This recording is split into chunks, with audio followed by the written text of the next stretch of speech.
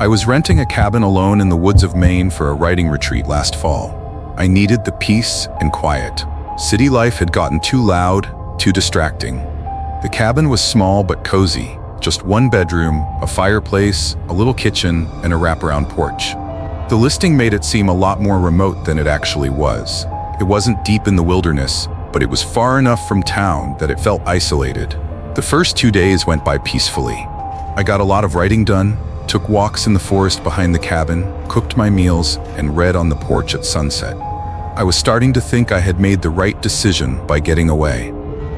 On the third night, something changed. It started with the porch light. I had it on as usual, and when I looked out the front window, it was flickering, fast. At first I thought the bulb was just going bad. I grabbed a spare from the drawer and went outside to replace it. The moment I stepped out, the flickering stopped. The light held steady. Weird. I changed the bulb anyway and went back inside. But maybe 20 minutes later, while I was in the middle of typing up a chapter, I heard a sound on the porch. It was soft, like the sound of footsteps. Bare feet. Not boots or shoes, and they didn't come from the stairs like someone walking up.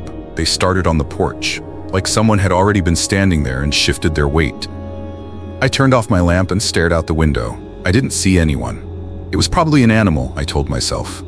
A raccoon, maybe. Still, I double-checked that the front door was locked and tried to get back to work.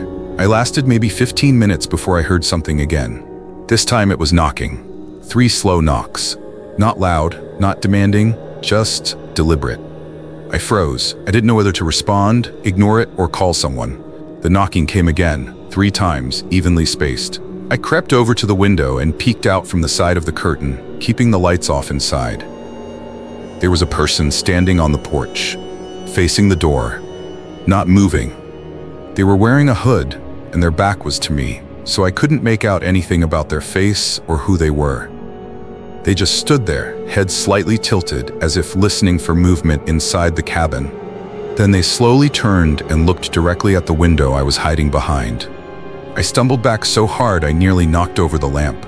My heart was pounding so loud I couldn't hear anything else. I backed away from the window and called the property manager. No answer. I called again. Still nothing. Then I heard something hit the front door. Not a knock, like something had been thrown at it. I grabbed the fire poker from beside the hearth and crept toward the door. I still couldn't see anyone outside, and I wasn't about to open it. So I stood there, holding my breath, staring at the doorknob, waiting for it to turn. It never did. After a while, I walked to the back window and looked toward the trees. Someone was standing at the edge of the forest, barely visible in the moonlight. Same hood, same stance, just watching the cabin. I turned away to grab my phone and take a picture. When I looked back, they were gone. I locked every window, shut every blind, and turned off all the lights. I barely slept that night. I don't think I even laid down. I just sat on the floor with my back to the wall, watching the door. The next morning, I went outside to look for tracks or anything. There was nothing, no sign that anyone had been there. I considered leaving, but I still had a few days left, and I kept trying to convince myself it was just someone playing a prank. Maybe a local kid messing with tourists. It wasn't the first time I'd heard stories like that. That night, I didn't write. I didn't cook. I didn't read. I sat by the fire, lights on, door locked, waiting to hear something again. And just like before, it came. 3 knocks, same slow rhythm. I didn't move. Then, whispering, right outside the door. I couldn't make out the words, but the voice was low, raspy, like someone talking just beneath their breath. I texted the property manager again. No response. I tried the sheriff's office, voicemail. The whispering turned into a sound I still can't describe. Like someone dragging their fingers slowly across the door, then down the wall. Then nothing. Not silence. The kind of emptiness that feels like the air is holding its breath. I stayed by the fireplace until the embers died. I didn't move until the sun started to come up. That morning, I packed my bags. I didn't care about the refund. I just wanted out. I left everything else behind. Drove straight to the nearest gas station and didn't stop until I crossed into New Hampshire. I didn't tell the owner what happened. I didn't even leave a review. I just went home. I've since read more about that area. Dudley Town isn't too far from where I was staying. People say the land is cursed, that strange things happen in the woods around it. People go missing, people lose their minds. There are stories about shadowy figures, whispers in the trees, visitors at night. I don't know what I saw, but I know I wasn't supposed to be there. And I know whoever knocked on that door wasn't just a person. Not really. This happened when I was in my first year of college. I commuted from home, partly to save money, and partly because I wasn't ready to move out yet. My parents lived in a relatively quiet suburb in Ohio. Safe, unremarkable, and honestly kind of boring. That's exactly why I liked it. I wasn't a big partier or the kind of guy to go to frat houses. I was always more focused on my classes and keeping to myself. On weekdays, I usually got home from class around 3 or 4 p.m., depending on my schedule. On this particular day, I got back a little earlier than usual. I remember because it was barely past 2 when I pulled into the driveway. My parents both worked until around 6, so I had the house to myself for the afternoon. As I walked inside, everything seemed normal. I grabbed a snack from the kitchen, kicked off my shoes, and headed up to my room to relax. I figured I'd knock out some reading and maybe squeeze in a quick nap. About an hour in, I started to hear something weird coming from downstairs. It was subtle at first, just the sound of something being gently dragged across the floor. I paused my music and sat up, thinking maybe I had imagined it. I waited. Nothing. Then again, a long, slow scraping sound. I opened my bedroom door and leaned over the railing to get a better listen. Still nothing. I told myself it was probably the dog moving his food bowl around or something. The only problem was, our dog had passed away 2 months earlier, and we hadn't adopted a new one yet. That fact hit me a few seconds too late. Still, I wasn't ready to panic. The house was old. Creaks, drafts, weird plumbing, those were normal things, right? I walked downstairs to check it out, cautiously quiet with every step. As I got to the bottom, I looked around. Living room? Empty. Kitchen? Still clean. The only thing that seemed slightly out of place was the back door. It was unlocked. I always locked the doors when I got home. My parents drilled that into me growing up. I stood there staring at the handle for way longer than I needed to, just thinking, did I forget? I locked it, double-checked the other doors and windows, and went back to my room. But something had shifted. The air in the house felt heavy. That's the only way I can describe it. Like there was someone else in there holding their breath, waiting for me to notice. A little while later, I was back at my desk trying to read when I heard it again. This time from upstairs. 3 soft thuds. Not loud enough to be footsteps, but too spaced apart to be anything else. I didn't want to investigate. Not again. But my legs started moving before I could really stop myself. I stepped out into the hallway and called out, "Hello?" No answer. I checked the guest room. Empty. The office. Empty. The bathroom. Nothing. Just as I was turning around to head back to my room, I noticed something odd. The attic door was slightly ajar. Now, that might not seem like a big deal, but our attic had a pull-down ladder, and it was always shut flush with the ceiling. My dad was borderline obsessive about keeping it closed, mainly because of insulation and bugs. I stood under it, staring at the tiny sliver of black between the panel and the ceiling, when I heard something. A quiet shuffle from up above. Something, or someone, was up there. I backed away slowly, trying not to make noise. I got back to my room, locked the door, and called my dad. He picked up on the second ring. I told him everything, the sounds, the unlocked door, the attic. He didn't laugh. He didn't brush it off. He just said, "Stay in your room. I'm calling the cops."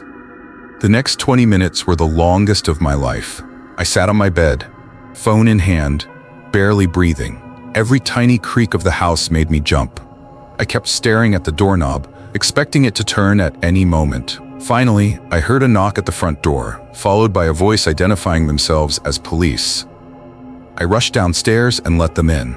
2 officers swept the house, checking every room, every closet. Eventually, they pulled down the attic ladder and went up with their flashlights. After a few minutes, one of them came back down. He was holding a backpack. Inside were some granola bars, an empty water bottle, and a cheap burner phone. They didn't find the guy. No one was up there by the time they checked, but the officer said it looked like someone had been hiding in the attic for at least a few days. There were fast food wrappers and a rolled-up sleeping bag tucked behind the ductwork. He told me it was likely a squatter, someone who slipped in one day when the house was empty and was trying to lay low. But I know what I heard. The dragging sounds, the footsteps, the attic door, and that feeling like someone was watching me from just out of sight. I stayed with a friend for the next week while my parents installed new locks, security cameras, and had the attic completely sealed off. I never saw the person. But sometimes when I'm alone in the house and everything's quiet, I still get that same heavy feeling in the air. Like I'm not actually alone. And I wonder if whoever it was ever really left. When I was in high school, I had a friend named Leo. He was always the bold one, the kind of guy who never backed down from a dare, no matter how stupid or dangerous it was. I wasn't exactly shy, but compared to Leo, I was definitely more cautious. One weekend in late October, right before Halloween, Leo got the idea to explore this abandoned church that sat just outside the limits of our town. This church was a place of legends for us. People said it had been closed down in the early 80s after a fire damaged part of the interior. Nobody ever restored it. The stories varied. Some said it was haunted by the former pastor. Others claimed there were satanic rituals performed there in the 90s. It had that creepy, run-down look that made the rumors feel believable. Broken stained glass windows, rotting wooden doors, and a rusting steeple that creaked whenever the wind picked up. Leo convinced me and two others, our friends Mateo and Blake, to join him. He brought along his old camcorder, determined to film the whole thing like it was our own ghost hunting episode. We got there just after sundown. The church sat alone off a gravel path with woods on three sides. The fourth side used to be the parking lot, but now it was just cracked concrete with weeds growing through it. The front doors were locked, but Leo had done his research. There was a side window that had been busted out years ago, and people used it to sneak inside. We followed him through, one by one, into the sanctuary. The moment we stepped inside, I remember thinking how heavy the air felt. It was cold, sure, but there was something else. Like walking into a room that hadn't been touched in decades, and we had just disturbed it. The sanctuary was dark, the only light coming through the broken windows from the moon outside. Rows of old wooden pews were still in place, though many were rotted or broken. The pulpit was still there too, covered in layers of dust and ash. Leo immediately started filming, narrating dramatically about the haunted ruins of St. Margaret's Church. I was less interested in filming and more focused on getting through it without something going horribly wrong. We moved through the sanctuary, down a hallway toward what used to be classrooms and offices. The hallway was narrow and pitch black. We used our phones and flashlights to light the way, the beams bouncing off the peeling wallpaper and exposing sections where water damage had eaten through the walls. At one point, Mateo joked that we should split up and see who could stay in the darkest room the longest. Blake and I laughed it off, but Leo was immediately on board. Before we could protest, he ducked into a small room that used to be a Sunday school classroom and slammed the door behind him, laughing. We waited outside, listening to him talk to the camera through the wooden door. And then it went quiet. At first, we thought he was messing with us, trying to get a reaction. But after 2 or 3 minutes of silence, we called out his name. No answer. We tried the doorknob, but it was stuck. Not locked, just stuck, like it had swelled in the frame. Mateo started banging on the door, telling him to stop screwing around. Then we heard Leo's voice, but it didn't sound right. It sounded like him, sure, but muffled, slow, almost like he was underwater. He said, "Don't let it in."